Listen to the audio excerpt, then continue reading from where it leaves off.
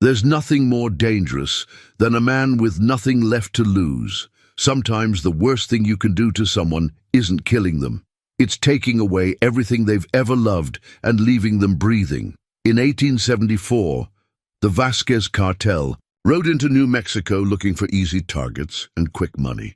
They found Silas Donovan's small farm tucked away in the desert hills. Silas was a giant of a man who kept to himself after the war, tending his land and caring for his aging uncle. The cartel thought he looked like an easy mark. They burned his crops, stole his cattle, and shot his uncle dead in front of his eyes. Then they rode away, laughing and counting their coins, thinking they'd never see that lonely farm again. They were wrong. What they had done was wake up something dark and patient that would hunt them for the next 10 years. One by one, cartel members began disappearing in the night. But how does one broken man take down an entire criminal empire? Before we jump back in, tell us where you're tuning in from, and if this story touches you, make sure you're subscribed because tomorrow I've saved something extra special for you. The morning sun cast long shadows across the Donovan farm as Silas emerged from the modest adobe house, his massive frame filling the doorway like a mountain emerging from mist. At 6 feet 8 inches tall, with shoulders that seemed carved from the same red stone that dotted the New Mexico landscape, he was a man who commanded attention simply by existing. Yet in the years since the war ended, he had chosen the quietest possible life. Tucked away in these desert hills, where a man could hear his own thoughts and forget the thunder of cannons. Uncle Samuel was already at work in the vegetable garden, his weathered hands gentle with the tomato plants, despite the arthritis that had begun to bend his fingers like old tree roots. At 73, Samuel Donovan possessed the kind of wisdom that comes not from books, but from decades of watching seasons change and understanding that everything in life, both good and bad, passes in its time. His Confederate Army medal, tarnished now and kept in a small wooden box on the kitchen table, served as a daily reminder of violence that Silas had tried desperately to leave behind. Morning, "Uncle," Silas called out, his voice deep as a canyon echo. He moved with surprising grace for such a large man, each step deliberate and measured. The war had taught him to be aware of his surroundings, to notice the small changes that might signal danger. But out here those skills had softened into a farmer's intuition about weather and soil and the health of his small herd of cattle. Samuel looked up from his work, squinting against the morning light. "Coffee's still warm on the stove, nephew. Figured you might want some before we check the south pasture fence." The routine was as comfortable as an old pair of boots. For 3 years now, since Silas had drifted back to the family land, like a wounded animal seeking shelter, they had fallen into this rhythm. Morning coffee shared in companionable silence. The day's work divided between them according to strength and preference. Evenings spent on the front porch with Samuel reading aloud from his worn Bible, while Silas whittled small figures from desert. Ironwood. Silas poured himself coffee from the blue enamel pot and stepped back outside, breathing in the clean desert air. This was peace, something he had never expected to find again after Gettysburg. After watching friends torn apart by cannon fire, after coming home to find his parents dead from fever and the family farm nearly lost to debt. Samuel had saved the land, worked it alone for years, waiting for his nephew to find his way back home. "Fence looks solid from here," Silas observed, shading his eyes to look across the pasture where their small herd grazed contentedly. 23 head of cattle, not enough to make them wealthy, but sufficient to keep food on the table and pay the modest taxes that came due each year. It was an honest living, earned through sweat and careful planning rather than violence or cunning. Samuel wiped dirt from his hands on his canvas work pants. "Honest work for honest men," he said, as if reading his nephew's thoughts. "The Lord provides for those who provide for themselves." The older man's faith had remained unshaken through decades of hardship. Even when his own son, Silas's father, had marched off to war and never returned. Even when drought had nearly broken them in 71, Samuel maintained his belief that a man's character was measured not by what happened to him, but by how he responded to what happened. His faith was simple and practical, built on the understanding that kindness and hard work were the foundations of a decent life. "Been thinking we might expand the garden next spring," Samuel continued, gesturing toward a patch of unused ground near the house. "Ground's good there. Gets morning sun but has shade in the afternoon heat. Could grow enough vegetables to sell some in town." Silas nodded, though he noticed his uncle's slight tremor as he pointed, age creeping in despite the old man's determined vitality. At 42, Silas felt ancient himself some days, worn down by memories and the kind of bone-deep weariness that came from seeing too much death too young. But working beside Samuel, watching seasons change and crops grow, had begun to heal something inside him that he had thought permanently broken.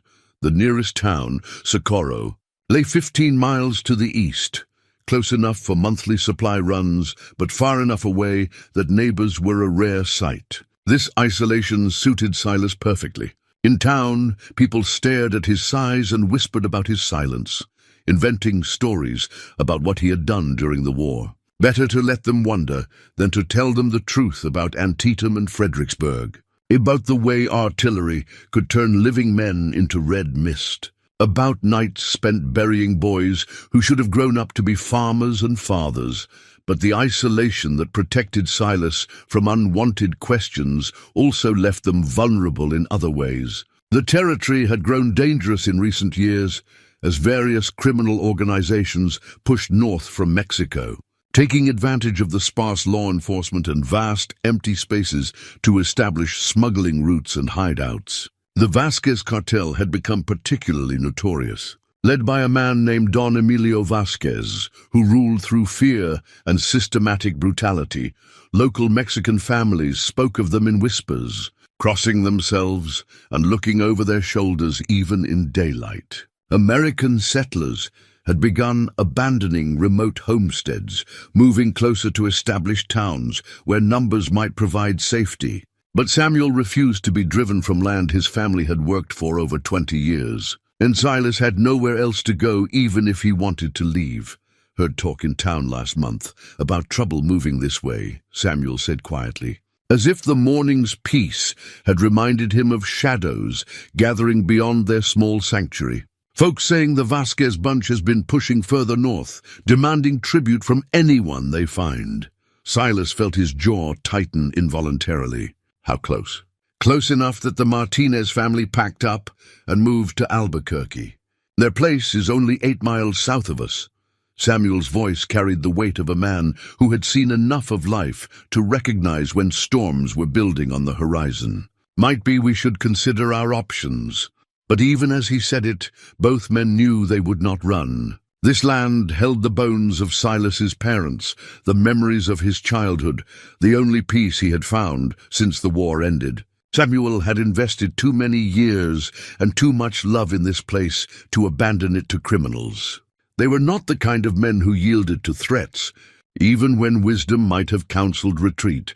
The morning work proceeded as usual, checking the cattle, mending a broken gate hinge, clearing irrigation channels of accumulated debris. By midday, when the sun had climbed high enough to make labor uncomfortable, they retreated to the shade of the house for lunch and the brief rest that desert dwellers learned to take during the heat of the day. Samuel pulled out his Bible and opened it to a passage he had been studying, his lips moving silently as he read. The book was nearly worn through from decades of use, its leather cover soft as cloth and many of its pages loose from their binding. It was the same Bible his father had carried from Tennessee when the family first came west. The same book that had provided comfort during the worst moments of his life. Silas watched his uncle read and felt a familiar mixture of envy and affection. He had lost his own faith somewhere in the red mud of Virginia, but he envied Samuel's certainty,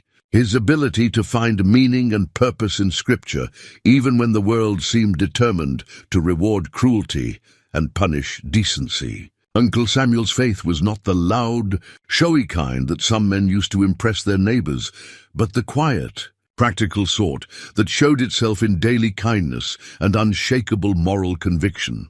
As afternoon shadows began to lengthen, they returned to their work. There was always something that needed attention on a working farm: tools to be maintained, animals to be tended, structures to be repaired or improved. The work was hard but satisfying, the kind that left a man tired in his body but peaceful in his mind. Evening found them on the front porch as usual, the day's heat finally beginning to fade from the air. Samuel read aloud while Silas worked on a small wooden horse he was carving, his large hands surprisingly delicate with the sharp knife. The reading was from Ecclesiastes: "To everything there is a season, and a time to every purpose under heaven." Words that seemed particularly appropriate as they watched the sun sink toward the western mountains. This was the life Silas had built from the wreckage of his youth, simple, honest, and peaceful. He had learned to appreciate small pleasures: the taste of water from their well, the sound of wind through the cottonwoods, the sight of Uncle Samuel's weathered face creased in concentration as he read. It was not the life he had imagined as a young man, but it was a good life, earned through suffering and maintained through daily choice.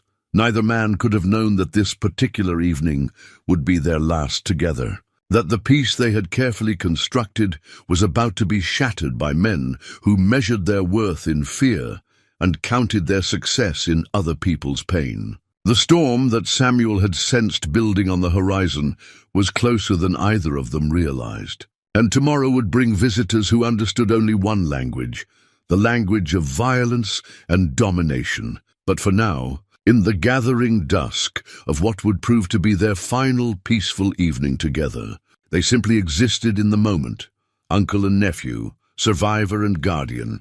Two men who had found in each other and in this harsh but beautiful land a reason to keep believing that goodness might yet triumph over evil, that quiet decency might yet prove stronger than loud brutality.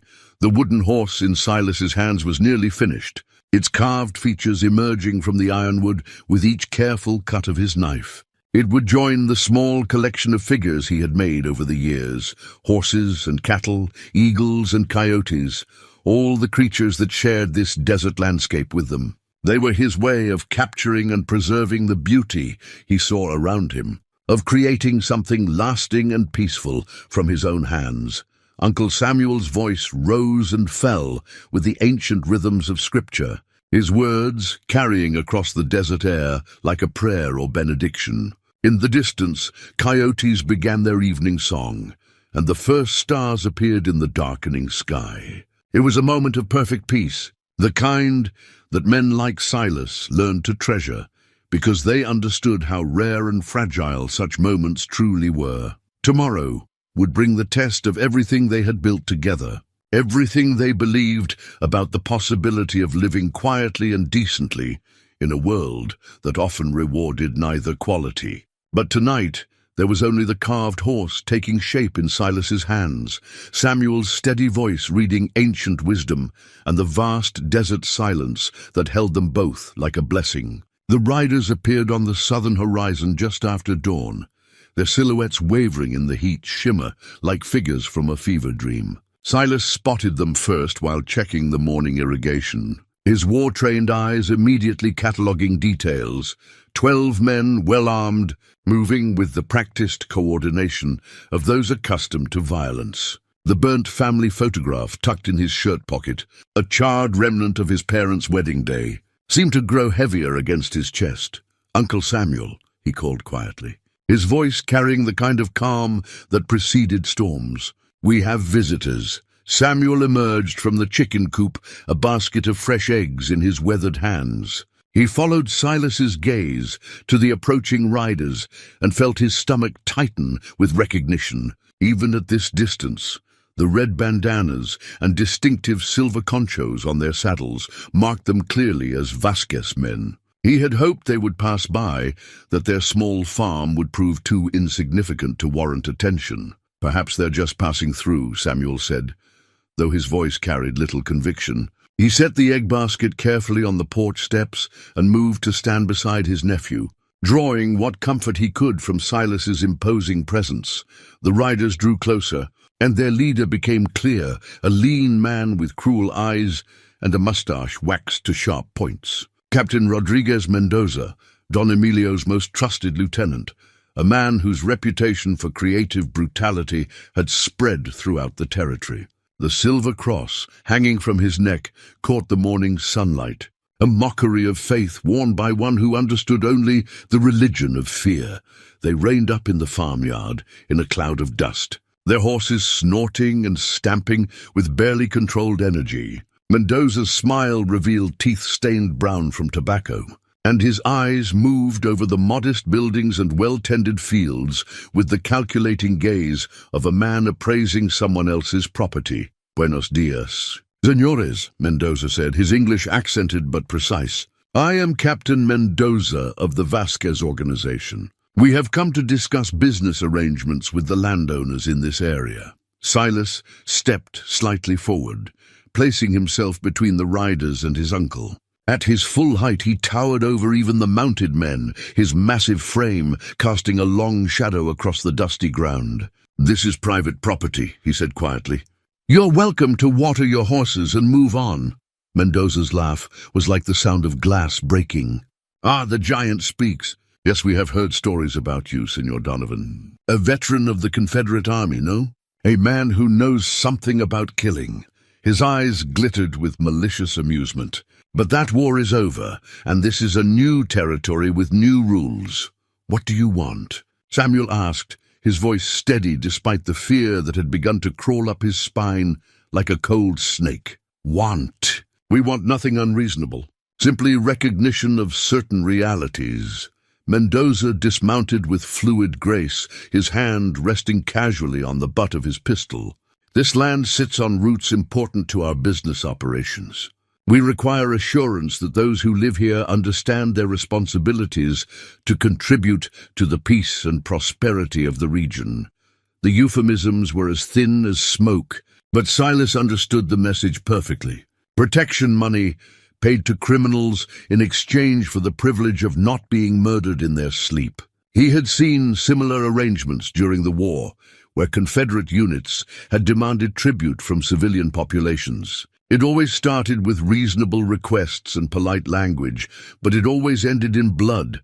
"We're simple farmers," Silas said carefully. "We don't have money for tribute." "Tribute?" Mendoza's eyebrows rose in mock surprise. "Such an ugly word. We prefer to think of it as a business partnership. You provide a modest monthly contribution, say $50, and we ensure that your property remains safe from the many dangers that plague isolated homesteads." $50 was more than they made in 3 months of good farming. It might as well have been 50,000. Silas felt his jaw clench, the familiar tension that had once preceded battlefield violence. Beside him, Samuel stepped forward with the kind of quiet courage that had carried him through 7 decades of hardship. "Young man," Samuel said, his voice carrying the authority of age and righteousness, "we are God-fearing people who work honest land with honest labor. We have no quarrel with you or your organization, but we will not be extorted by criminals." The words hung in the morning air like a challenge thrown down between enemies. Mendoza's smile never wavered, but something cold and deadly flickered behind his eyes. He drew his pistol with casual precision, the barrel catching the sunlight as it swung toward Samuel's chest. "Old man," Mendoza said softly, "you have just made a very expensive mistake." Silas moved then, his massive frame uncoiling like a spring released. But even his war-honed reflexes could not cover the distance between them faster than Mendoza could pull a trigger. The gunshot cracked across the desert like thunder, and Samuel Donovan crumpled to the ground with a spreading red stain across his white shirt. "Uncle!" Silas's roar of anguish and rage seemed to shake the very foundations of the earth. He lunged toward Mendoza, but 3 rifles swung to cover him, held by men who understood the practical mathematics of violence. "Careful, giant," Mendoza warned, his smoking pistol now pointed at Silas's chest. "Your uncle died for his pride. No need for you to join him quite yet." Silas dropped to his knees beside Samuel, gathering the dying man into his arms. Blood bubbled on his uncle's lips as he tried to speak, his eyes already growing dim with approaching death. The burnt photograph fell from Silas's pocket, landing in the spreading pool of blood, the last image of his parents' happiness now soaked in his uncle's sacrifice. "Silas," Samuel whispered, his voice barely audible, "remember what I taught you about forgiveness. Don't let hate consume what goodness remains in your heart." Those were his final words. Samuel Donovan died in his nephew's arms, his weathered hand still clutching the worn Bible that had sustained him through decades of faith and hardship. The morning sun seemed to dim as his spirit passed, leaving behind only the cooling shell of a man who had tried to live by principles in a world that increasingly punished such devotion. Mendoza holstered his pistol and gestured to his men. "Burn it," he ordered with casual indifference. "All of it. Let this serve as an example to others who might be tempted to refuse our generous offers." They moved through the property like locusts, torching the crops, driving off the cattle, setting fire to the modest buildings that had sheltered 3 generations of Donovans. The flames leaped hungrily from roof to roof, consuming in minutes what had taken years to build. The vegetable garden where Samuel had worked that very morning was trampled into mud, his careful cultivation destroyed by careless boots. Silas remained kneeling in the dirt, holding his uncle's body while the world burned around him. The riders seemed almost respectful of his grief, keeping their distance from the giant who held death in his arms. Even hardened killers could recognize the kind of sorrow that might drive a man to acts beyond reason. "You have 24 hours to bury your dead and leave this territory," Mendoza announced as his men finished their destruction. "If we find you here after that, you will join him. And Senor Donovan, if you are wise, you will forget what happened here. Some battles cannot be won by one man, no matter how large." They rode away as suddenly as they had come, leaving behind only smoke and ash and the broken giant cradling his murdered uncle. The family photograph, now thoroughly soaked in blood, had become unrecognizable, just another casualty of senseless violence. For hours, Silas did not move. He sat in the ruins of his life, holding the only family he had left in the world, while the desert wind fanned the flames that consumed everything he had called home. The carved wooden horse he had been working on the night before lay smashed beneath a horse's hoof, its careful details obliterated by careless violence. As the sun reached its zenith, Silas finally stirred. He lifted Samuel's body with infinite gentleness and carried him to the small family cemetery behind what had been their house. With his bare hands, he dug a grave in the hard desert soil, his tears mixing with sweat and ash as he prepared his uncle's final resting place. The burial was a simple affair, just Silas and the desert wind and the bitter taste of ashes in the air. He spoke no words over the grave, having no faith left to offer comfort to the dead. Instead, he knelt in the dirt and made a different kind of vow, one that had nothing to do with forgiveness or turning the other cheek. Captain Rodriguez Mendoza and his 12 riders had made the gravest mistake of their violent lives. They had awakened something in Silas Donovan that he had tried desperately to keep buried, the cold, calculating killer that the war had created and that years of peace had almost tamed. Uncle Samuel's final words about forgiveness echoed in his mind, but they were drowned out by a darker voice that spoke of justice and retribution. The Vasquez cartel had wanted to teach a lesson about the consequences of defying their authority. Instead, they had just enrolled themselves in a different kind of school entirely, one where the tuition was paid in blood and the graduation rate was 0. The grave was finished by sunset, marked only by a simple wooden cross that Silas carved from a piece of charred timber.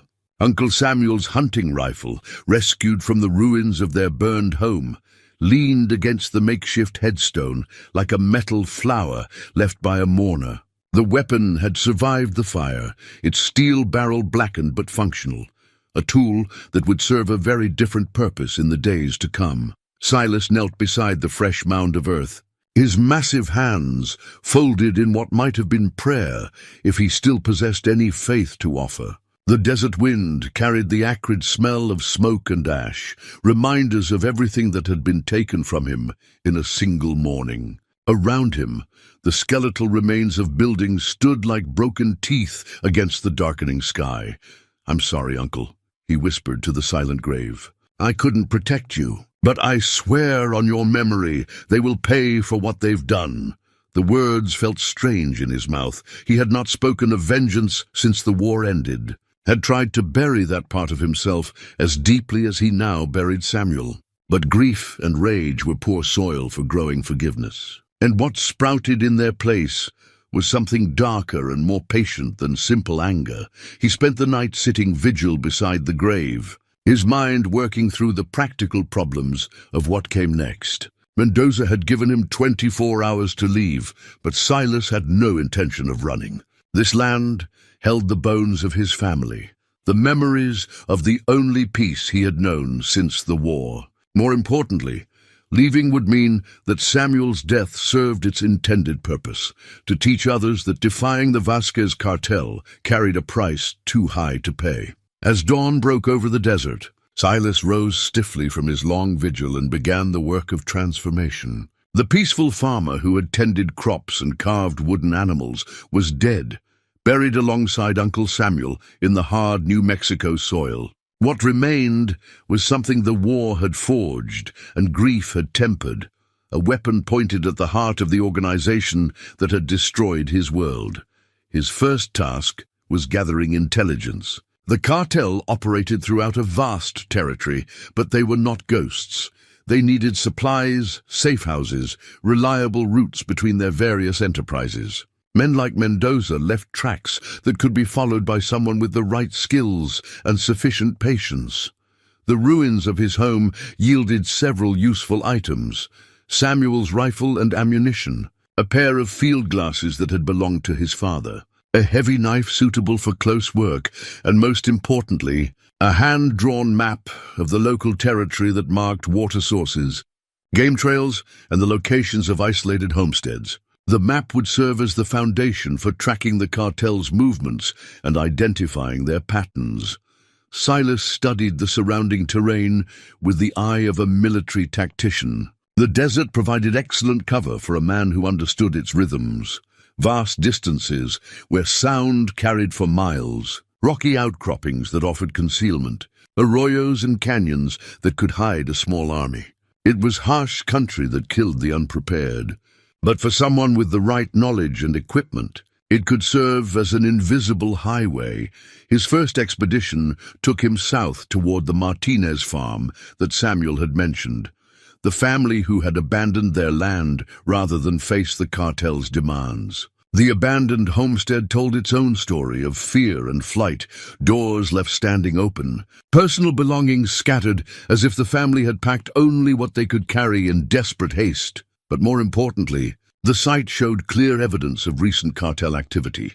Horse tracks circled the buildings, and Silas found the remains of a campfire where riders had stopped to rest. Cigarette butts and empty bottles suggested they had lingered here, perhaps using the abandoned buildings as a way station between other destinations. He followed the tracks southeast, moving carefully through terrain that offered little cover during daylight hours. The trail led him to a well-used path that ran parallel to an old creek bed, clearly a route the cartel used regularly for moving between their various operations. Silas memorized landmarks and distances, building a mental map of their network that would prove invaluable in the months to come. 3 days of careful observation revealed the pattern he had suspected. The cartel operated on a schedule, with groups of riders moving along established routes at predictable intervals. They were confident in their dominance of the territory, confident enough to become careless about security measures that might have protected them from a more conventional enemy. But Silas was not a conventional enemy. The war had taught him the value of patience, the importance of gathering intelligence before striking, the deadly effectiveness of irregular warfare against a superior force. He had helped hunt Confederate guerrillas through the forests of Virginia. Now he would apply those same lessons from the opposite perspective. His first direct contact with the cartel came on a moonless night when a 3-man patrol stopped to water their horses at a spring near the old Martinez place. Silas had been watching the location for 2 days, noting that riders frequently used it as a rest stop during their circuits through the territory. He moved through the darkness like a ghost made flesh, his massive frame somehow becoming part of the desert landscape. Years of hunting game in these hills had taught him where to step to avoid loose rocks, how to use the wind to mask any sound of his passage. The sentries never saw him coming.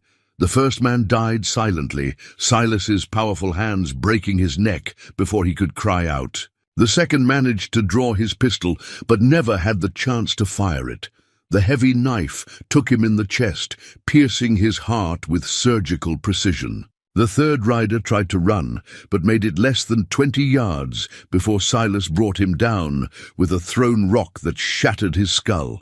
It was over in less than 2 minutes. 3 experienced killers eliminated by one man, who had learned the art of death in a harder school than any of them had attended. Silas felt no satisfaction in their deaths, only a cold sense of completion, the first payment on a debt that would take years to collect in full. He arranged the bodies in a specific pattern, one that would send a clear message to whoever found them. Each man was left sitting upright against a rock, their weapons arranged in their laps, their eyes closed, as if they had simply decided to take a nap in the desert. Around each body, Silas placed small stones in a circle, a symbol that would mean nothing to most people, but would be recognized by anyone familiar with Native American burial practices.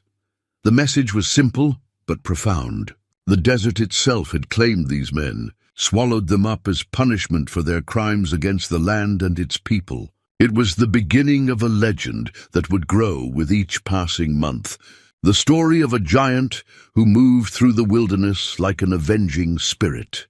When the bodies were discovered 3 days later by another cartel patrol, the effect was exactly what Silas had intended. Hardened criminals who feared nothing on earth found themselves looking over their shoulders, jumping at shadows, wondering what kind of enemy could kill 3 armed men without making a sound. The weapons and horses he kept, building a cache of supplies that would sustain him through the long campaign ahead. Each rifle represented increased firepower.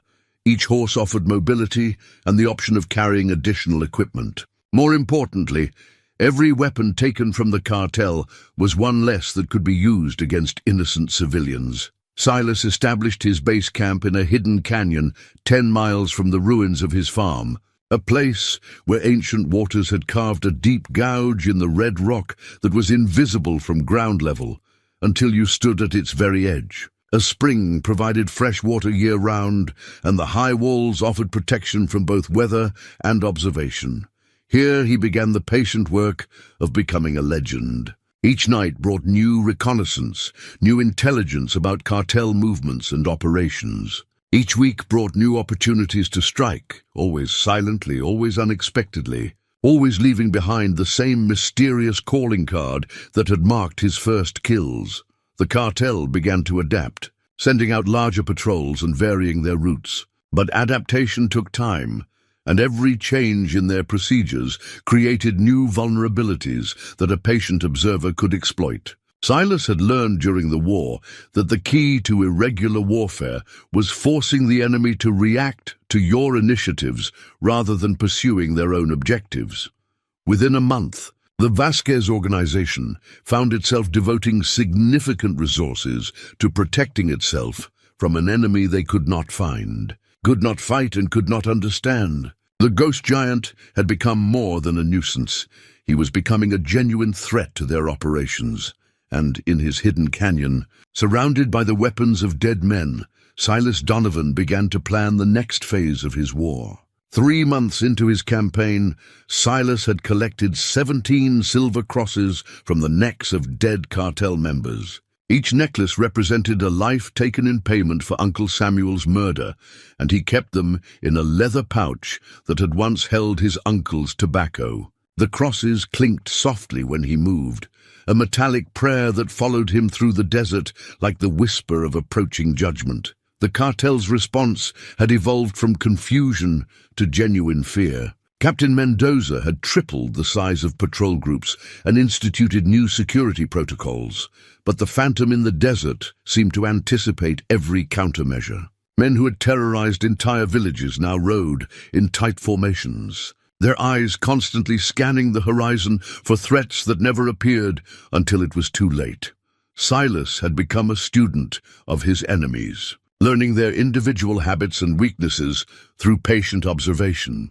Miguel Santos always dismounted to relieve himself behind the same cluster of rocks near Agua Fria Canyon. Carlos Herrera carried his rifle carelessly, the barrel often clogged with dust from his habit of resting it on the ground.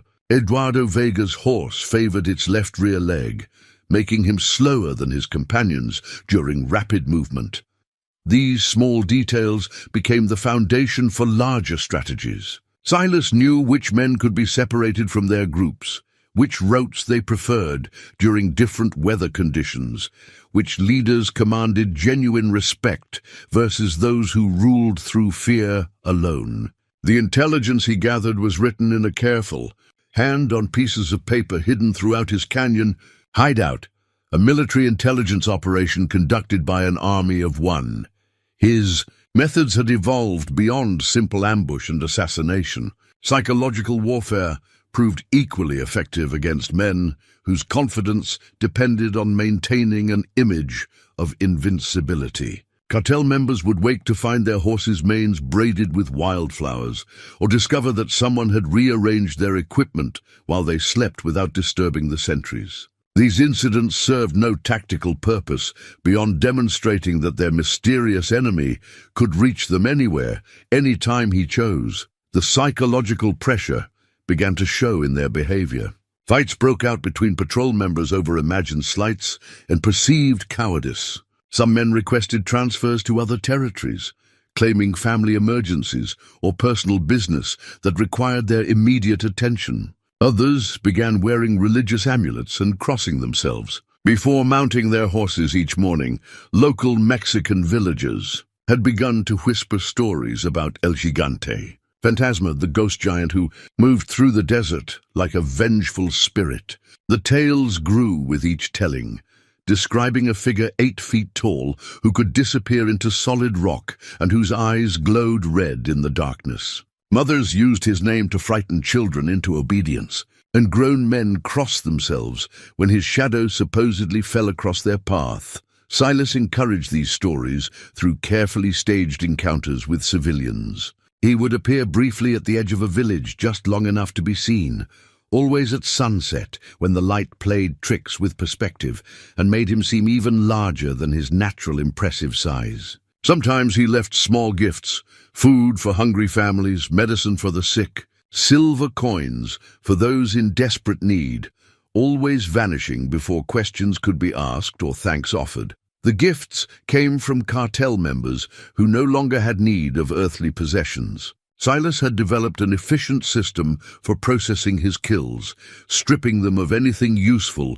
before arranging their bodies in the distinctive seated position that had become his signature. Money and supplies were redistributed to the civilians who suffered most under cartel oppression, while weapons and ammunition joined his growing arsenal.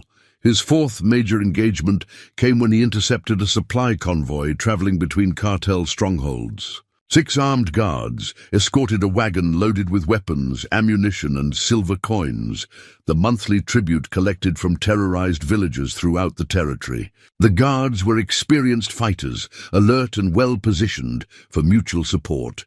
Silas spent 2 days studying their route and timing, identifying the optimal location for an ambush. A narrow passage between high rocks forced the convoy into single file, while a dry streambed offered concealed approach routes from multiple directions. Most importantly, the terrain would muffle gunshots and prevent any survivors from calling for help. He struck just before dawn, when human alertness reaches its lowest ebb. The lead guard died instantly when a thrown knife opened his throat, while the driver found himself facing the barrel of a rifle that seemed to have materialized from empty air. The remaining guards tried to organize a defense, but found themselves caught between crossfires from positions that logic said could not be occupied by a single man. The battle lasted less than 10 minutes. When the smoke cleared, 6 more silver crosses joined Silas's collection, and a wagon load of cartel resources had been redistributed to serve justice rather than oppression. But more importantly, the psychological impact of losing an entire convoy to one man sent shockwaves through the organization that no amount of conventional military pressure could have achieved. Captain Mendoza's response was swift and brutal. Unable to find the ghost giant who haunted his operations, he took his frustration out on the civilian population. Villages suspected of harboring or assisting the phantom faced collective punishment. Buildings burned, livestock slaughtered, leaders publicly executed as examples to others who might be tempted to support resistance against cartel authority. The escalation troubled Silas more than he had expected. His war against the cartel was producing unintended consequences for the very people he sought to protect. Uncle Samuel's voice echoed in his memory, warning about the price of vengeance and the importance of considering collateral damage before taking action. But the alternative, allowing the cartel to operate without opposition, seemed even worse. Every day they remained in power meant more families terrorized. More young men recruited into lives of violence. More communities held hostage by criminals who recognized no law except their own brutal self-interest. Sometimes the only way to protect innocence was to become something that innocence could not understand or approve. Silas modified his tactics to account for the increased danger to civilians. Instead of simply killing cartel members and leaving their bodies to be found, he began making them disappear entirely. Bodies were buried in unmarked graves scattered throughout the desert, leaving behind only questions and growing paranoia among the survivors. The disappearances proved even more effective than the symbolic killings had been. Men could rationalize death as an occupational hazard, but total vanishment suggested supernatural forces beyond human understanding. Cartel members began to believe they were fighting not just a man, but some kind of desert demon that consumed souls as well as bodies. Recruitment became increasingly difficult as the cartel's reputation for invincibility crumbled. Young men, who might once have seen membership as a path to power and wealth, now viewed it as a death sentence, delivered by an enemy who could not be fought or reasoned with. Established members requested transfers to other territories, and some simply abandoned their posts without explanation. The silver crosses in Silas's pouch numbered 23 by winter's end.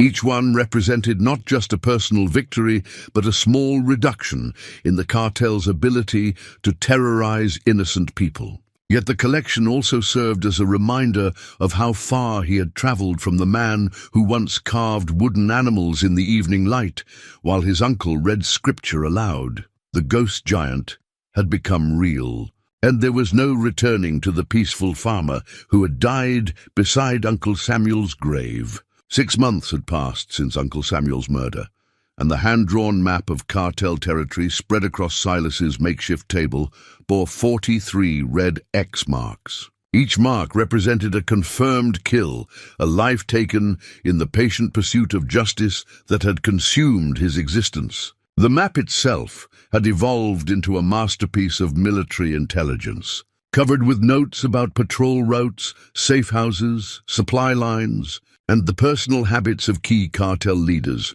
Captain Rodrigo Vasquez, son of Don Emilio and heir to the cartel empire, stood in his father's study examining reports that painted an increasingly grim picture. 37 of his men had vanished without a trace over the past 6 months. Another dozen had requested transfers to other territories, claiming family emergencies that fooled no one. Recruitment had dropped to almost nothing as stories of the ghost giant spread throughout the region. "This phantom is destroying our operations," Rodrigo said, his voice tight with frustration. At 28, he possessed his father's intelligence, but lacked the older man's casual cruelty. The cartel business had been built on fear and violence, but Rodrigo sometimes wondered if there might be more sustainable ways to maintain power. Our tribute collections are down 40% because families are abandoning their homes rather than risk attracting his attention.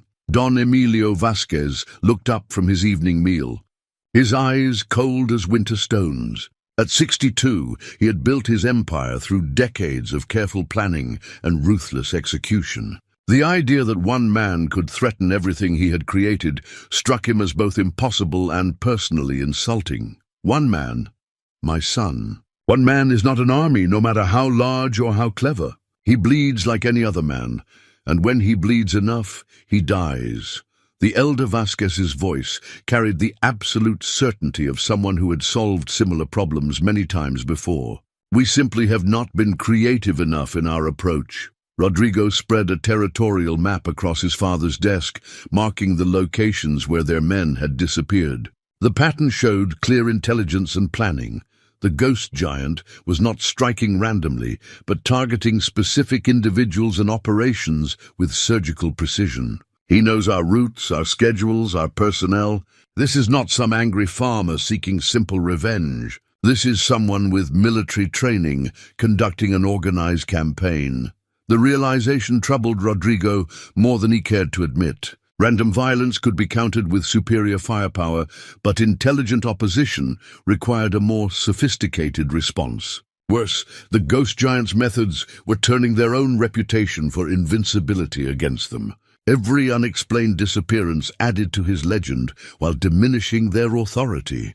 Don Emilio's solution was characteristically direct. "Bring in Cazador," he ordered, referring to a half-Apache tracker whose skills had earned him a fearsome reputation throughout the Southwest. If this phantom exists in the physical world, Cazador can find him. And once found, he can be killed like any other man. Meanwhile, in his hidden canyon, Silas prepared for the next phase of his campaign.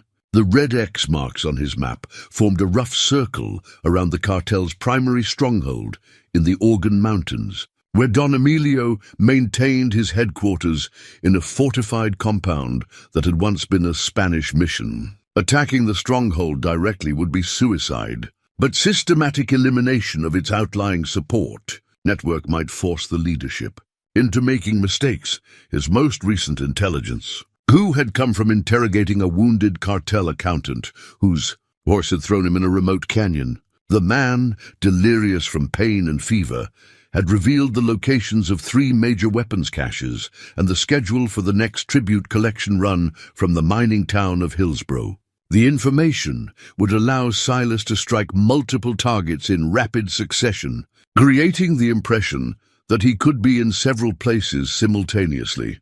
The interrogation had also revealed disturbing information about the cartel's expansion plans. Don Emilio was negotiating alliances with criminal organizations in Arizona and Texas, seeking to create a network that would span the entire Southwest. Success would mean hundreds of additional fighters and resources that could overwhelm even the most determined individual resistance. Silas studied the territorial map by lamplight, calculating distances and timing for his next series of operations. The weapons caches would be relatively easy targets, isolated storage sites guarded by only 2 or 3 men. The tribute collection presented a more complex challenge, but offered proportionally greater rewards. Disrupting the flow of money would hurt the cartel's operations more than killing individual members. His planning was interrupted by an unexpected visitor. Maria Santos, a young Mexican woman whose husband had been murdered by cartel enforcers, had somehow found her way to his hidden canyon. She stood at the entrance like a figure from a fever dream, her dark eyes reflecting the firelight as she spoke in accented English. "Señor Fantasma," she said, using the name that Mexican villagers had given him, "I have come to ask for your help, but also to bring you a warning. The cartel has hired Cazador to hunt you. He is already following your trail." Silas emerged from the shadows, his massive frame causing the woman to step back involuntarily. He had heard of Cazador, a tracker whose mixed Apache heritage had given him skills that bordered on the supernatural. If the cartel had brought him into the conflict, the rules of the game were about to change dramatically. "Why do you risk coming here?" Silas asked, his voice carrying the roughness of months spent mostly in solitude. "Association with me will mark you for death." Maria's chin lifted with defiant pride. "My husband died trying to protect our village from these animals. His death will mean nothing if their power continues to grow. You are the only hope we have for justice." She handed him a small leather pouch containing detailed intelligence about the cartel's operations, information gathered by a network of Mexican families who had lost loved ones to cartel violence, guard schedules, supply routes, personal information about key leaders, and most importantly, a detailed layout of Don Emilio's mountain stronghold. "There are others who support your war," Maria continued. "Families who have lost everything, young men who refuse to join the cartel, old people who remember when this land was governed by law instead of fear. We cannot fight as you fight, but we can watch and listen and remember." The revelation that he had unconscious allies throughout the territory changed Silas's strategic calculations. A network of civilian intelligence sources could provide information that no amount of personal reconnaissance could gather. More importantly, it suggested that his campaign was having effects beyond simple body counts. He was inspiring resistance, rather than merely creating fear, but the presence of Cazador on his trail meant that his period of invisible operations was ending. The Apache tracker would follow signs that other men could not see, interpret clues that would mean nothing to conventional pursuers. Soon the hunt would become mutual, with both predator and prey adapting to new realities. Silas spent the remainder of the night relocating his base camp to a more defensible position deeper in the canyon system. If Cazador was truly as skilled as reputation suggested, the hidden sanctuary that had protected him for months might become a trap. The war was entering a new phase, one that would test not just his ability to kill, but his capacity to survive against an enemy who understood the desert as well as he did. As dawn broke over the New Mexico landscape, the ghost giant began preparing for the most dangerous hunt of his life, one where he might find himself playing the role of prey rather than predator. 1 year had passed since Uncle Samuel's death, and Silas found himself holding the carved wooden horse that his uncle had been whittling on their last peaceful evening together. The small figure was unfinished, its legs only roughly shaped, and its mane merely suggested by careful knife cuts. It represented everything he had lost, not just family and home, but the possibility of a life built around creation rather than destruction. The toy horse had survived the fire that consumed their house, discovered weeks later buried under debris in what had been Samuel's workshop. Silas carried it now as a reminder of the man he had been before grief and rage transformed him into something that even he sometimes did not recognize. The unfinished carving served as both anchor and accusation, a tangible connection to values that seemed increasingly distant from his current existence. Cazador had been tracking him for 3 months, and the pursuit had forced Silas to abandon many of his established patterns. The Apache tracker was everything his reputation suggested: patient, intelligent, and possessed of skills that seemed to border on the supernatural. Twice Silas had narrowly escaped ambushes that would have ended his war permanently. The hunter had become the hunted, and the psychological pressure was beginning to show. The cartel's adaptation to his methods had also evolved beyond simple increased security.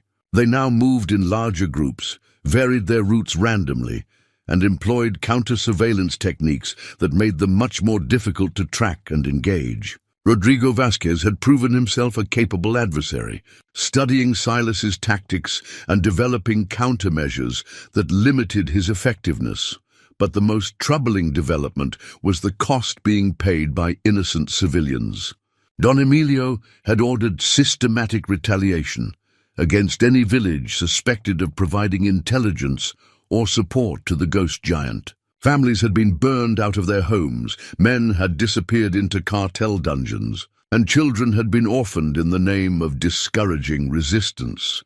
Maria Santos had brought him news of the latest atrocity, the destruction of the village of San Miguel, where 23 people had been murdered because someone had reported seeing the ghost giant near their well. Among the dead were children too young to understand the adult conflicts that had claimed their lives. Their blood was on Silas's hands as surely as if he had pulled the triggers himself.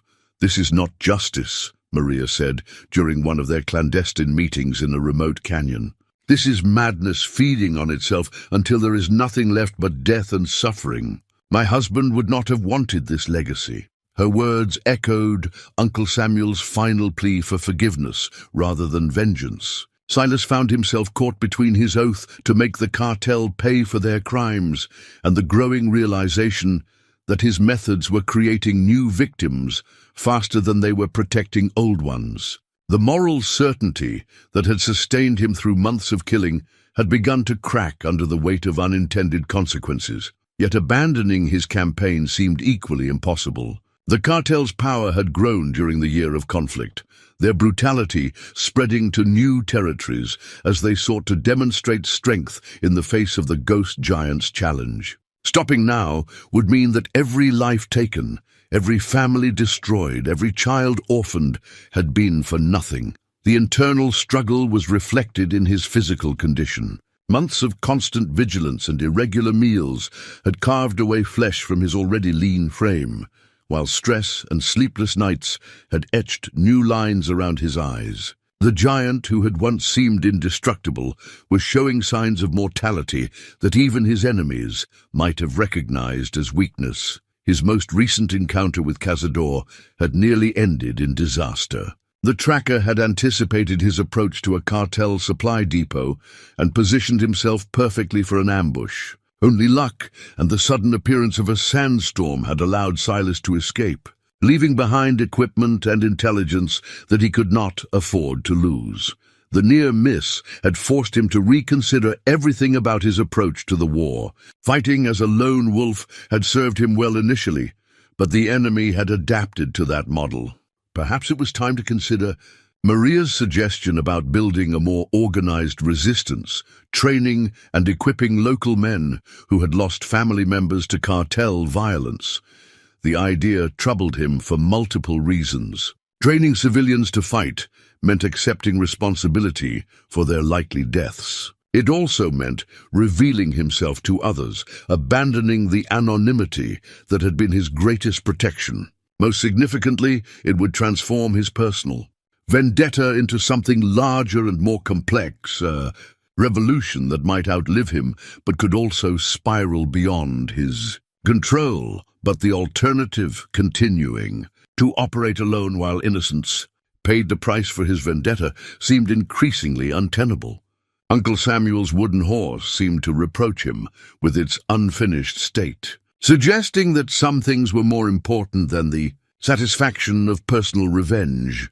His decision was catalyzed by news that Rodrigo Vasquez was planning a major expansion of cartel operations into Colorado territory.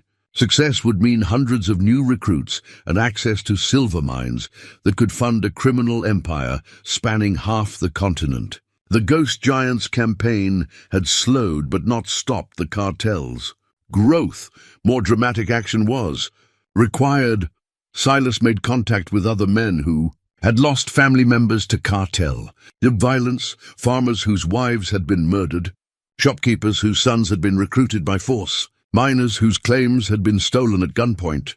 He found them scattered throughout the territory, nursing their grief in isolation and dreaming of revenge they lacked the skills or resources to achieve. The first meeting was held in an abandoned mine shaft 20 miles from the nearest settlement. 7 men gathered in the flickering light of oil lamps, their faces bearing the scars of loss and the hard determination of those who had nothing left to lose. Silas stood before them looking like the legend he had become, a giant carved from desert stone and tempered by months of solitary warfare. "I cannot promise you will survive," he told them bluntly. "I cannot promise we will succeed, but I can promise that if we do nothing, the cartel will continue to grow stronger while our families' deaths remain unavenged." The wooden horse in his pocket seemed to grow heavier as he spoke.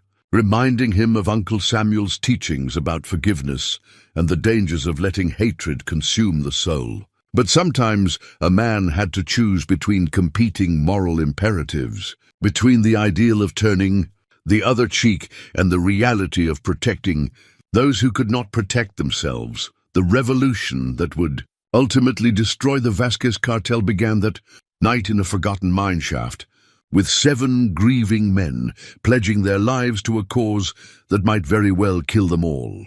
The ghost giant had found his army, and the real war was about to begin. The hidden letter was discovered by accident when Silas returned to bury the wooden horse at Uncle Samuel's grave.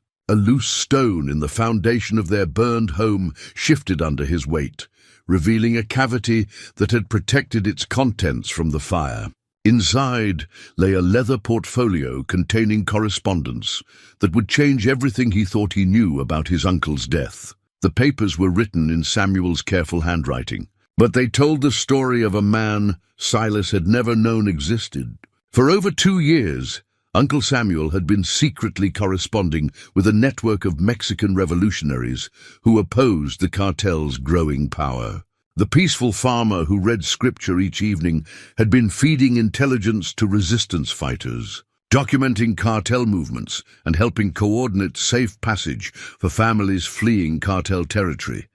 Samuel's final letter, dated just 3 days before his murder, contained detailed information about a planned cartel raid on the village of Las Cruces. He had somehow learned of Don Emilio's intention to massacre the entire population as an example to others who might consider resistance. The letter contained precise timing, routes, and personnel information that could have saved dozens of lives, but the letter had never been sent. Samuel's death had prevented him from warning his revolutionary contacts, and Las Cruces had been destroyed exactly as he had predicted. 47 people had died because the cartel had discovered Samuel's activities and silenced him before he could complete his mission. Silas sank to his knees beside his uncle's grave. The letters scattered around him like autumn leaves. Everything he had believed about that terrible morning was wrong. The cartel had not targeted their farm randomly. They had come specifically to eliminate a key intelligence source. Uncle Samuel had not died as an innocent victim, but as a warrior in a cause larger than personal safety. The revelation reframed every memory of his uncle's final months. Samuel's mysterious trips to town, his careful attention to local news, his knowledge of cartel movements that had seemed like simple gossip, all of it had been part of a sophisticated intelligence operation. The man who preached forgiveness and turning the other cheek had been secretly waging his own war against evil. Among the papers was a detailed map of cartel operations that made Silas's own intelligence gathering look amateurish by comparison. Samuel had identified safe houses, weapons caches, financial networks, and personal information about key leaders that would have taken Silas years to discover. More importantly, the map showed locations of other resistance cells throughout the territory. Uncle Samuel had been part of a much larger movement. A list of contacts contained over 30 names, each accompanied by location information and personal details. These were Samuel's allies in the shadow war against the cartel, shopkeepers who reported on cartel finances, priests who provided sanctuary to refugees, miners who smuggled weapons to resistance fighters, an entire network of ordinary people who had chosen extraordinary courage in the face of overwhelming odds. The most shocking revelation came in Samuel's personal journal, where he described his reasons for involving himself in the resistance. His own son, Silas's father, had not died of fever as the family had been told. He had been murdered by cartel enforcers after refusing to sell them information about troop movements during the war. Samuel had spent decades planning his revenge, but instead of pursuing personal vengeance, he had chosen to work towards systematic justice. Hatred consumes the hater, Samuel had written, but justice builds foundations for future peace. My son's death will have meaning only if it leads to the protection of other sons, other fathers, other families who deserve to live without fear. The words cut through Silas like a blade, forcing him to confront the fundamental difference between his uncle's approach and his own. Samuel had channeled his grief into building something constructive, while Silas had allowed his pain to transform him into an instrument of destruction. Both men had lost family to cartel violence, but only one had found a way to honor that loss without becoming consumed by it. But perhaps the most significant discovery was a letter addressed to Silas himself, written shortly before Samuel's death and hidden with the other papers. In it, Samuel revealed that he had always known his activities would eventually be discovered, and that his death would likely follow. He had prepared for that eventuality by documenting everything he had learned and creating a plan for continuing the resistance after his death. "My dear nephew," the letter began, "if you are reading this, then my work has been discovered and the price has been paid. Do not mourn for me. I chose this path knowing its likely destination, but do not let my death be wasted through reckless pursuit of personal revenge. The cartel's power grows daily, and only organized resistance can hope to defeat such evil." The letter contained detailed instructions for contacting Samuel's network and assuming his role in the larger resistance movement. It also contained a startling revelation. Rodrigo Vasquez, the cartel leader's son, had been secretly providing information to the resistance for over a year. The young man's conscience had been troubled by his father's brutality, and he had been feeding intelligence to Samuel while ostensibly serving the cartel's interests. "Rodrigo is not his father," Samuel had written. "He has seen enough suffering to understand that the cartel's methods are unsustainable. He believes change must come from within, and he may be our greatest asset in bringing down the organization from the inside. Trust him, but trust carefully. His position is precarious, and discovery would mean certain death." The revelation that his primary target was actually an ally challenged everything Silas thought. He knew about the conflict. The clear lines between good and evil, between enemies and friends, had become blurred in ways that made simple vengeance impossible. Uncle Samuel's war was far more complex than the straightforward campaign of destruction that Silas had been waging. As he sat among the scattered papers, Silas felt the foundations of his worldview shifting beneath him. The righteous anger that had sustained him through months of killing was complicated by the knowledge that his uncle had found a better way, a path that led toward justice rather than merely revenge. Samuel's wooden horse lay beside the letters, its unfinished state suddenly symbolic of interrupted work rather than lost innocence. The choice before him was clear but difficult. He could continue his personal war of vengeance, hunting down cartel members one by one until he was inevitably killed or captured. Or he could honor his uncle's true legacy by joining the larger movement that Samuel had died protecting, working towards systematic change rather than individual satisfaction. The cartel had killed Uncle Samuel not because he was weak or innocent, but because he was dangerous in ways they could not combat through simple violence. He had represented hope for a better future, organized resistance to their authority, and the possibility that ordinary people could triumph over organized evil. His death had been intended to silence that hope and scatter his network of allies. Instead, his hidden letters had revealed the true scope of the resistance and provided the intelligence needed to transform scattered opposition into coordinated action. Samuel's death had not ended his contribution to the cause. It had simply passed leadership to the next generation of fighters, who could learn from his example while adapting to new circumstances. Silas carefully gathered the papers and returned them to their leather portfolio.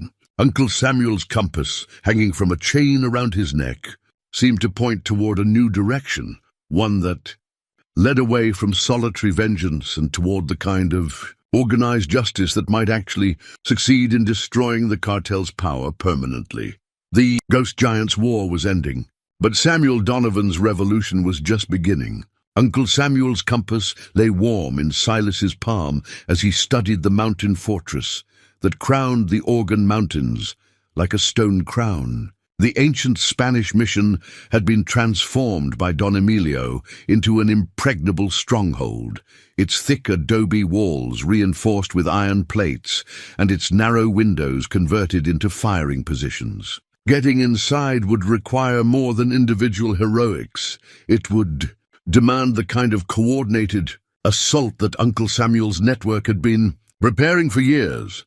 The resistance fighters gathered in the abandoned silver mine represented everything Samuel had worked toward. Maria Santos had connected Silas with cell leaders from across the territory, men and women who had lost everything to cartel violence but had channeled their grief into organized opposition. There was Juan Morales, whose wife had been murdered for refusing cartel recruitment demands. Elena Vasquez, whose brother had been executed for trying to protect village children from forced conscription.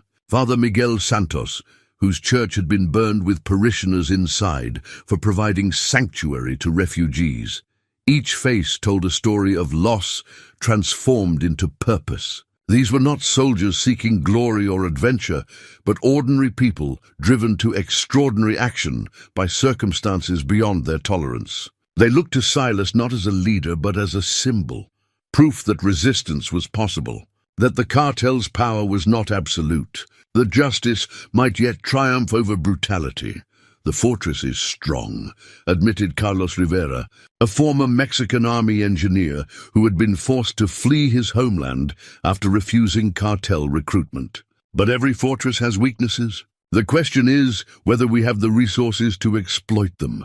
Silas spread Samuel's detailed intelligence across the makeshift table, pointing to annotations that his uncle had made over months of careful observation. Samuel identified 3 potential entry points. The old bell tower has structural damage that weakens the eastern wall. The water cistern system includes tunnels that bypass the main defenses. And there's a postern gate used for supply deliveries that's only lightly defended during shift changes. The plan that emerged from their discussions was complex but achievable. 3 coordinated attacks would divide the defenders' attention, while a small strike team penetrated to the fortress core where Don Emilio maintained his personal quarters. The operation would require precise timing, careful coordination, and more than a little luck, but it offered the possibility of eliminating the cartel's leadership in a single decisive action. Meanwhile, Rodrigo Vasquez paced the battlements of his father's fortress, his conscience torn between family loyalty and moral conviction. The secret intelligence he had been feeding to Samuel's network had helped save dozens of lives, but his position grew more precarious with each passing day. His father's paranoia had reached levels that made trust impossible, and several close associates had begun to question Rodrigo's commitment to the family business. "You seem troubled." "My son," Don Emilio observed during their evening meal, his eyes sharp as obsidian blades. "Perhaps the pressure of defending our interests has become too great for your sensibilities." The comment carried implications that Rodrigo understood perfectly. His father had always suspected weakness in his son's character, a softness that Don Emilio considered unsuitable for leadership of a criminal empire. Recent events had only reinforced those suspicions, and Rodrigo knew that open confrontation would likely result in his own death. "I am concerned about our long-term strategy," Rodrigo replied carefully. "The ghost giant has inspired more resistance than we anticipated. Perhaps we should consider whether our methods are creating more enemies than they eliminate." Don Emilio's laugh was cold as mountain snow. "Fear is the only language these people understand. Show them mercy, and they mistake it for weakness. Show them strength, and they remember their proper place in the order of things." The conversation was interrupted by the arrival of Cazador, the Apache tracker whose pursuit of the ghost giant had consumed months without producing results. His weathered face bore the frustration of a professional hunter who had met his match in the desert wilderness. "The Phantom has changed his pattern," Cazador reported. "He no longer operates alone. There are others with him now, many others. They move like an army, not like scattered bandits." The news sent a chill through Don Emilio that had nothing to do with the mountain air. An organized resistance represented a far greater threat than any individual enemy, no matter how skilled or determined. Armies could be defeated, but they could also grow stronger with time and proper leadership. How many?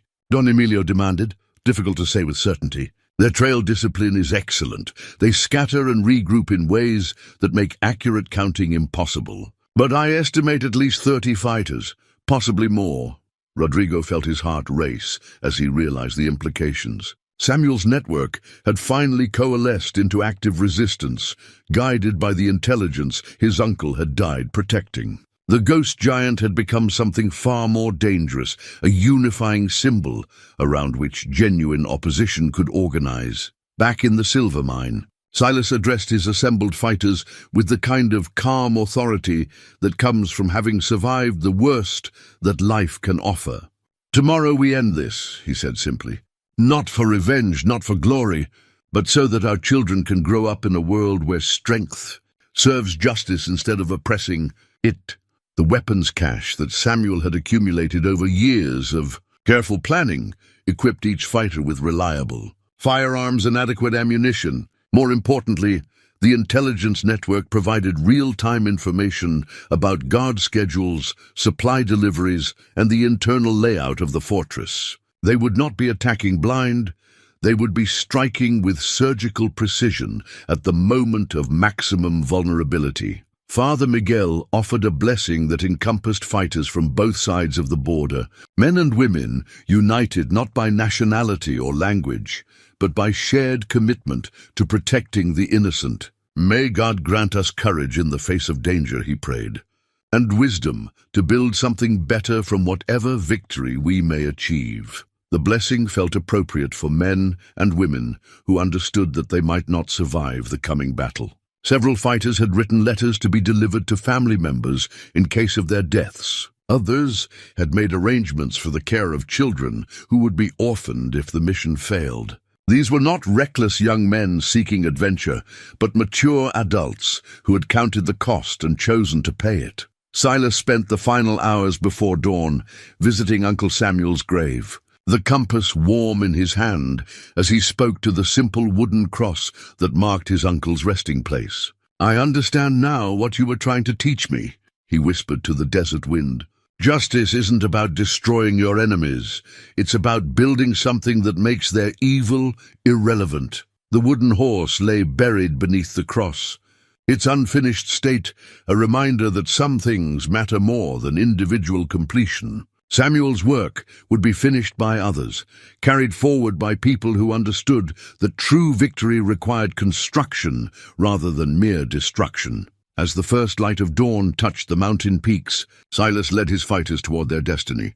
The fortress loomed ahead like a challenge carved from stone and mortar, but it no longer seemed impregnable. It was simply another obstacle to be overcome by people who had chosen to believe that right could triumph over might when guided by intelligence and sustained by courage. Uncle Samuel's compass pointed steadily north, toward the stronghold where Don Emilio Vasquez waited unknowingly for Judgment Day.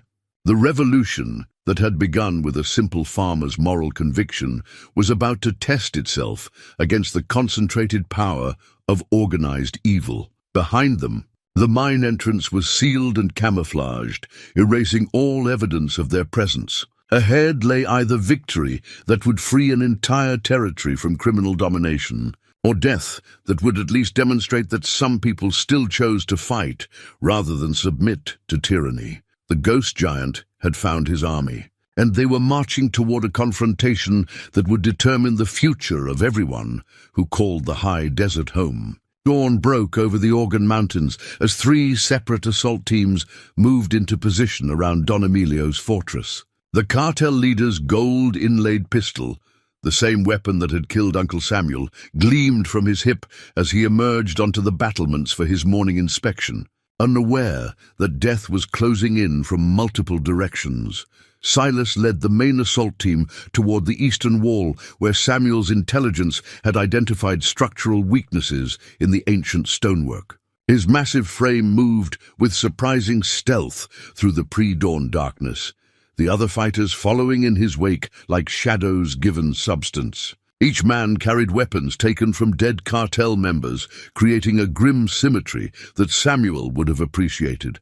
The first breach came exactly as planned. Maria Santos's team triggered an explosion in the water cistern that sent shockwaves through the fortress foundations, while simultaneously creating a gap in the outer defenses. The blast echoed across the mountains like thunder, announcing to the world that the cartel's day of reckoning had finally arrived. Don Emilio's response was swift but confused. Alarm bells rang throughout the compound as defenders rushed to positions that had been planned for conventional assault, not the coordinated attack that was actually unfolding. His 43 remaining fighters, reduced from over 100, by months of attrition, found themselves facing enemies who seemed to know their exact positions and response. Protocols. Silas's team struck the damaged eastern wall while the defenders were still organizing their response to the water cistern explosion. His war-trained muscles drove an iron bar deep into the weakened mortar, creating handholds that allowed the assault team to scale the wall like human spiders. Within minutes, they had established a foothold inside the fortress perimeter. The fighting that followed was brutal but brief. Cartel members who had terrorized civilians for years found themselves facing opponents who understood violence as a tool rather than an expression of dominance. Every resistance fighter had lost family to cartel brutality. Their motivation was personal in ways that mere employment could never match. Juan Morales eliminated 2 sentries with his father's hunting rifle, each shot placed with the precision of a man who had learned marksmanship, putting food on his family's table.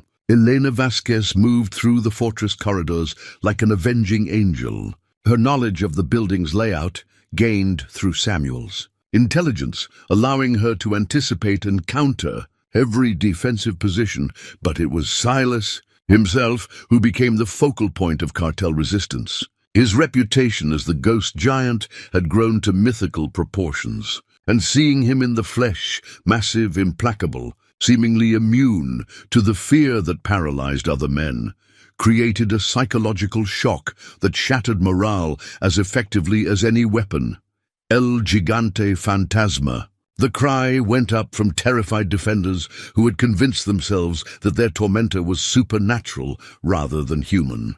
Some threw down their weapons and fled rather than face the legend that had haunted their nightmares for over a year. Rodrigo Vasquez found himself caught in an impossible position. As the battle raged around his father's stronghold, his secret support for the resistance had placed him on the winning side of the conflict, but family loyalty and genuine fear for his life prevented him from openly joining the attackers. Instead, he worked to minimize casualties among the fortress staff, helping servants and non-combatants escape through hidden passages that his father had never suspected existed. The second major breakthrough came when Father Miguel's team succeeded in opening the postern gate, allowing a flood of resistance fighters to pour into the fortress courtyard. The priest himself had insisted on joining the assault despite his advanced age, declaring that some evils were so great that even men of God must take up arms to oppose them. Don Emilio watched his empire crumble from the highest tower of his fortress, the gold-inlaid pistol heavy in his hand as he calculated his dwindling options. Escape was still possible, secret. Tunnels connected the fortress to hidden exits throughout the mountain range, but running would mean abandoning everything he had built through decades of careful planning and ruthless execution. Gather the remaining men in the main hall, he ordered his lieutenant. If these peasants want to play at being soldiers, we will teach them the difference between courage and foolishness. The command represented Don Emilio's fundamental misunderstanding of what he faced. These were not peasants playing at war. They were people who had already lost everything and therefore had nothing left to fear. Courage born from desperation was far more dangerous than bravery motivated by glory or profit. Silas fought his way through the fortress with methodical precision, His path aimed directly at the central tower, where intelligence suggested Don Emilio maintained his personal quarters. Each room he cleared brought him closer to the confrontation that had been inevitable since that terrible morning when Uncle Samuel died in his arms. The gold-inlaid pistol was more than just a weapon, it was a symbol of everything wrong with the cartel's approach to power.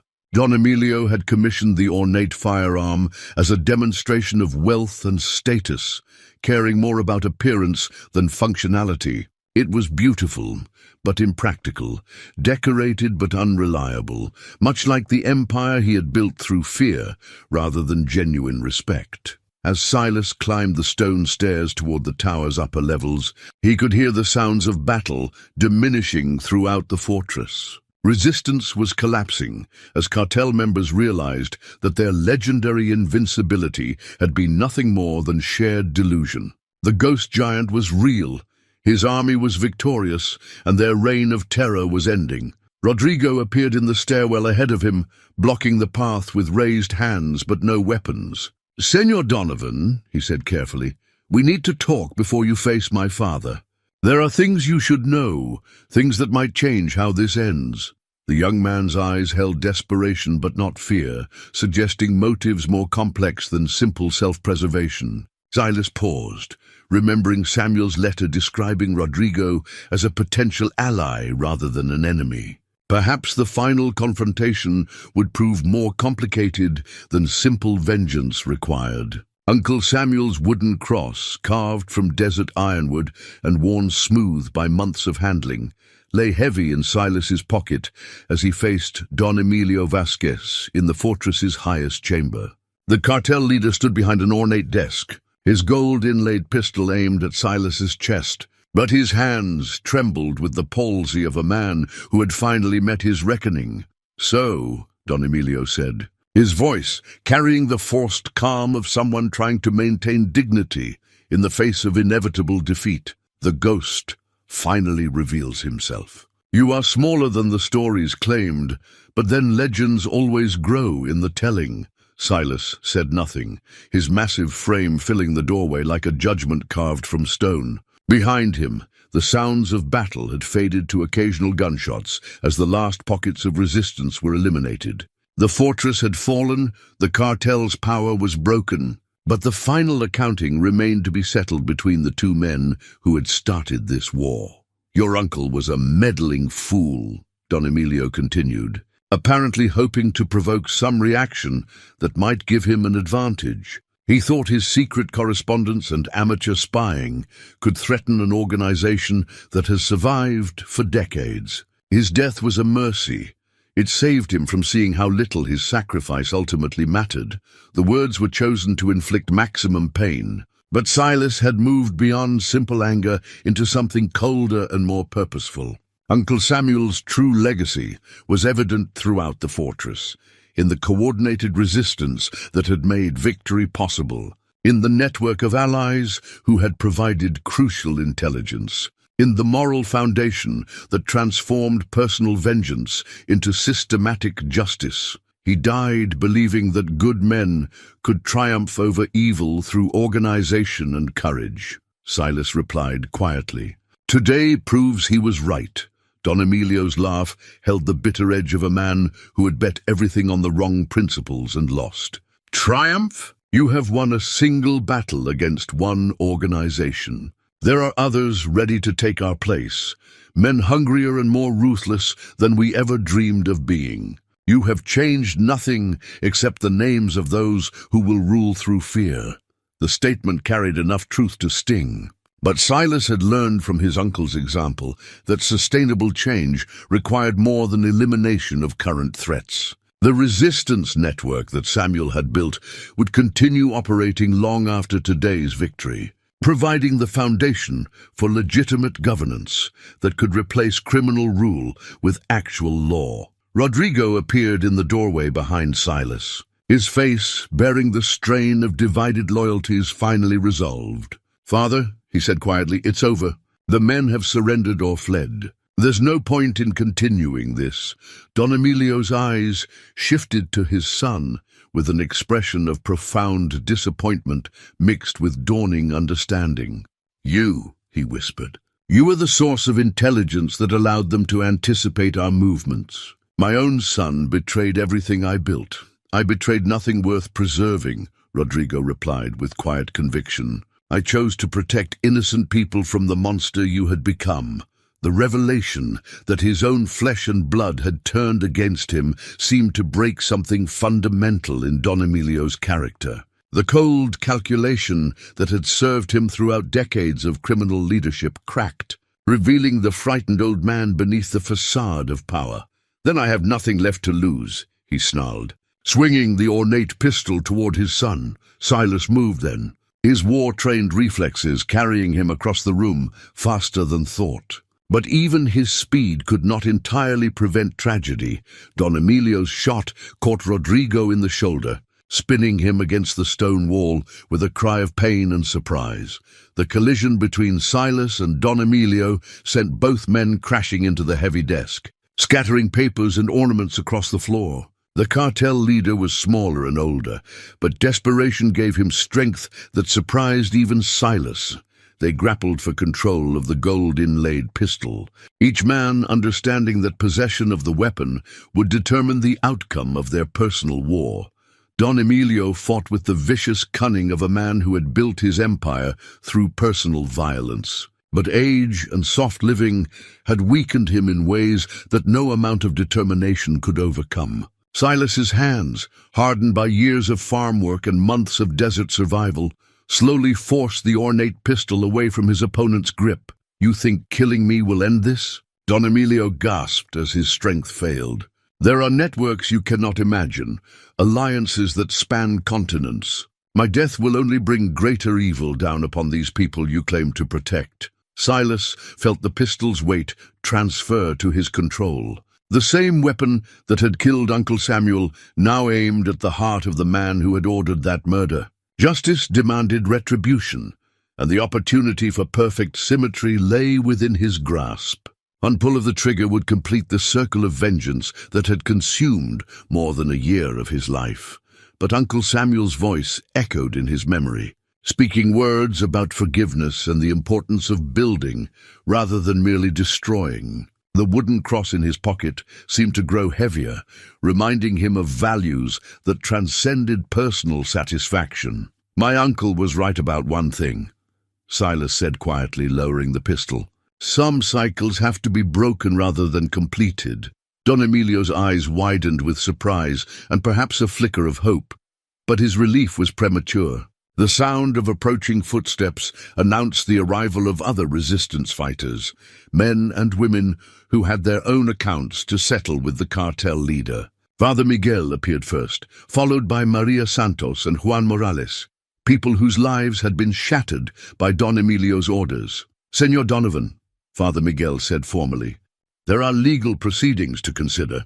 This man should stand trial for his crimes rather than simply disappearing into the desert." The suggestion represented everything Uncle Samuel had worked toward: the replacement of personal vengeance with systematic justice, the establishment of legitimate legal processes to replace the arbitrary rule of criminal organizations. It was harder than simple execution, but more meaningful in the long term. Rodrigo struggled to his feet despite his wound, his face pale but determined. "I can testify about the organization's crimes," he offered. "Names, dates, locations, everything needed to dismantle the network completely rather than simply cutting off its head." The offer represented genuine redemption, a chance for the cartel leader's son to atone for his family's crimes by ensuring that their victims received actual justice rather than mere revenge. 6 months had passed since the fall of the mountain fortress, and Silas knelt beside Uncle Samuel's grave with a new wooden cross in his weathered hands. This cross was different from the simple marker he had carved in grief and rage. It was a work of art created with patience and love, its surface polished smooth and decorated with intricate patterns that caught the desert's sunlight like captured prayers. The territory had been transformed in ways that even Samuel's optimistic vision had not anticipated. Don Emilio Vasquez sat in a territorial prison, awaiting trial for crimes that would likely keep him confined for the rest of his natural life. His organization had been systematically dismantled through the testimony of former members and the intelligence networks that Samuel had spent years developing. Most importantly, the vacuum left by the cartel's collapse had been filled not by competing criminal organizations, but by legitimate governance, structures that the resistance fighters had helped establish. Rodrigo Vasquez had proven himself worthy of the redemption his father had rejected. His testimony before territorial authorities had exposed corruption networks spanning multiple states, leading to arrests and prosecutions that would prevent the cartel's resurrection under new leadership. More significantly, he had used his inherited wealth to establish schools and medical clinics in communities that had suffered most under his family's rule. The dead cannot forgive. Rodrigo had told Silas during one of their many conversations about justice and redemption, but the living can choose to build something better from the wreckage of past mistakes. Maria Santos had emerged as a natural leader in the new territorial government. Her combination of intelligence, moral conviction, and practical experience making her an effective advocate for policies that served ordinary citizens rather than criminal interests. The resistance network that Samuel had built provided the foundation for democratic institutions that could govern through consent rather than fear. Father Miguel had returned to his pastoral duties, but his church now served as a community center where former enemies worked together on projects that benefited everyone. Mexican families who had fled cartel territory were returning to rebuild their homes, while American settlers no longer lived in constant fear of violence and extortion. The transformation was not without its challenges. Other criminal organizations had tested the territory's new defenses, but they found themselves facing not scattered victims, but an organized population that understood the importance of protecting what they had built together. The resistance networks that had defeated the Vasquez cartel provided early warning systems and rapid response capabilities that made criminal operations extremely difficult to sustain. Silas himself had found a role that honored both his uncle's memory and his own hard-earned skills. As territorial marshal, he provided law enforcement services that emphasized protection over punishment, working to prevent crime rather than simply responding to it after the fact. His reputation as the ghost giant had evolved into something more constructive. People knew that justice was available to those who sought it legitimately, but that those who chose predation would face consequences swift and certain. The badge he wore had been forged from metal taken from Don Emilio's ornate pistol, transformed through fire and craftsmanship into a symbol of legitimate authority. It was a daily reminder that even the most corrupted materials could be redeemed through proper application of heat and pressure. His cabin, built in the valley below Uncle Samuel's grave, had become an unofficial community center where people brought disputes for mediation, and young men came seeking guidance about alternatives to violence. The wooden animals he carved in the evenings were given to children throughout the territory, small tokens of beauty and peace that countered the harsh realities of frontier life. Each evening, as sunset painted the desert mountains in shades of gold and crimson, Silas would climb the hill to visit his uncle's grave. The new cross stood straight and strong, anchored in stone foundations that would endure long after the man who carved it had returned to dust.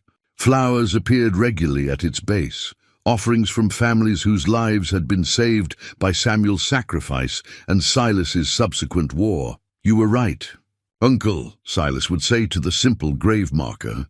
"Justice builds foundations that vengeance can never create. The territory is healing, and children are growing up free from the fear that consumed their parents' generation." The wooden horse that Samuel had been carving during their last peaceful evening together remained unfinished, but Silas had learned that some things were more valuable incomplete than they could ever be when artificially completed. The interrupted carving served as a reminder that life was fragile and precious, that every moment of peace was a gift to be treasured rather than taken for granted. Other carvings filled the cabin now, horses and cattle, eagles and coyotes, human figures representing the friends and allies who had made victory possible. Each piece was crafted with the same care that Samuel had taught him, attention to detail that transformed simple wood into lasting art. The territory's children had begun learning to carve as well, gathering around Silas's workbench on Sunday afternoons to practice the patience and precision that the craft required. Their laughter filled the cabin with sounds that Samuel would have loved, evidence that the peace they had fought for was taking root in the next generation. Rodrigo visited regularly, his transformation from cartel heir to community leader complete in all but the guilt that would probably follow him for the rest of his life. He and Silas had developed an unlikely friendship based on shared understanding of how violence could consume a man's soul and the hard work required to rebuild it into something constructive. "Do you think he would have approved?" Rodrigo asked during one of these visits, gesturing toward the cross that marked Samuel's grave. "Would he have forgiven someone like me for the things my family did?" Silas considered the question while putting finishing touches on a carved eagle that would grace the new schoolhouse in Las Cruces. Samuel believed that redemption was always possible for those willing to do the work. He finally replied, "You've spent the last 6 months proving that belief was justified." The desert wind carried the sound of children playing in the valley below, their voices rising like prayers toward the vast New Mexico sky. Some of those children were orphans whose parents had died fighting the cartel, while others were the sons and daughters of former cartel members who had chosen new lives over old loyalties. All of them were growing up in a world where strength served justice rather than oppressing it. As the first stars appeared in the darkening sky, Silas placed his hand on Uncle Samuel's cross and felt the warmth that desert ironwood retained from the day's sunshine. The wood would cool as night deepened, but dawn would bring new warmth, new growth, new possibilities for people willing to work toward them. The ghost giant had disappeared into legend, his war complete and his purpose fulfilled. In his place stood a man who had learned to build rather than simply destroy, to protect rather than merely punish, to honor the dead by serving the living. Uncle Samuel's revolution lived on in the children's laughter, in the democratic meetings where former enemies worked together, in the crosses that marked not endings, but new beginnings. The territory was healing, and the man who had helped save it was finally at peace.